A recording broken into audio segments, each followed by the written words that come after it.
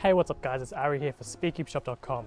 You may have seen our first video or read our first article on 5 releases that were kind of commercial flops or failures in the speedcubing marketplace. Here's our follow-up video for 5 more speedcubes that were either really heavily hyped up or released and kind of just fell into obscurity. So let's just get into it. Firstly, we have the Moyu Aohan WRM Megaminx. Firstly was the Moyu Aohan Megaminx, Moyu's first Megaminx, and was followed up a few years later, taking on the WR moniker similar to that of their WRM 3x3s. This puzzle featured a form of adjustable spring tension, second to that of the GAN Megaminx, that operated similarly to that of the GTS 3M and now their dual adjustment system, which is present in most of their flagship cubes. The Aohan WRM Megaminx came in stickerless only and featured very prominent ridges around the edges of the puzzle. It had weak magnets and unfortunately was largely unpopular in the competitive Megaminx space. Perhaps due to the somewhat lackluster performance and the relatively weak magnets, where arguably stronger magnets is quite helpful for in Megaminx with the number of different faces which could be misaligned by accident.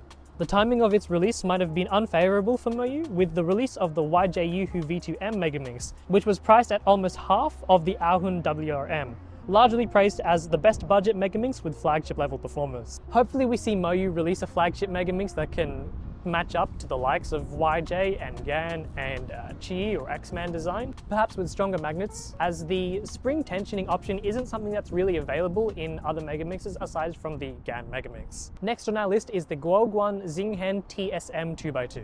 The Zinghen TSM 2x2 was an interesting release to say the least. The 2x2 was, and still is, the only 2x2 on the market that features an adjustable size. To adjust the size of the 2x2, the corner cap would be removed and the user would be able to adjust the size of the 2x2 between 50mm, 50.75mm, and 51.5mm. However, the puzzle came in stickered plastic only, where the trend has definitely gone towards stickerless plastic, and a noticeable gap between the pieces when the puzzle is set to the 50.75mm or 51.5mm sizes. Alongside this, the adjustment of the size itself was somewhat cumbersome, as each corner has to have the cap removed, size adjusted, and then the corner cap reinstalled. I'm looking forward to seeing the day where we have a maglev, adjustable magnet strength, adjustable size, and a 2x2 that will solve itself and do your homework for you. A third puzzle, or puzzles on the list, are the GAN 356R and the 356RS. After the immense success of the 356X, GAN released a non-magnetic version of the puzzle with the same piece design,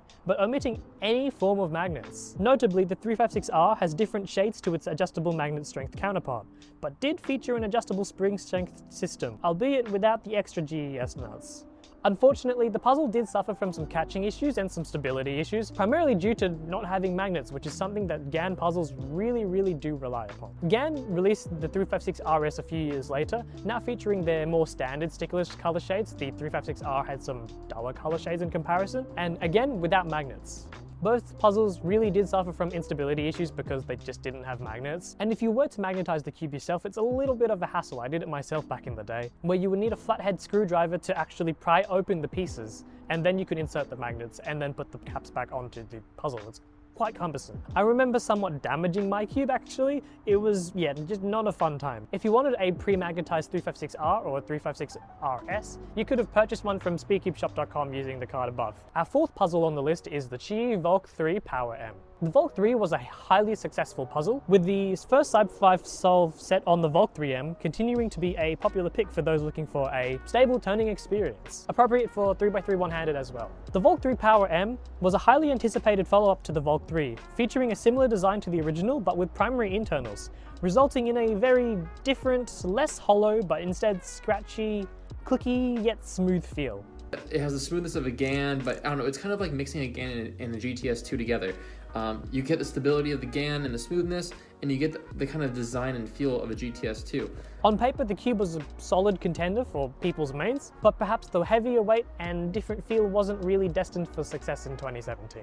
Finally, we have the Guoguan Yuexiao EDM, the third puzzle in the Yuexiao line. The Yuexiao EDM was certainly an interesting release, where Guoguan again was on the cutting edge of speedcubing hardware, but unfortunately did not see major success in comparison to the likes of Qi, GAN, and even its parent company Moyu. The Guoguan Yuexiao EDM was a stickered only release, priced at $24.95, with its flagship feature being adjustable magnets, the first cube to feature some form of adjustable magnets even before the GAN 356X. The user could choose between a strong and weak magnet option by sliding across the magnet capsule in the edge pieces of the cube. The cube had a hollow, somewhat clicky turning field that was certainly unique, but the puzzle was ultimately unpopular, perhaps due to the lack of a stickerless option, which again has become the de facto norm of 3x3s in recent times. Thanks for watching. Let us know what your favorite SpeedCube fail release was in the comments below. Or if you have a completely different one, let us know. Be sure to check out SpeedCubeShop.com for the latest good SpeedCubes. Check out this video here on some brand new hardware. Thanks for watching.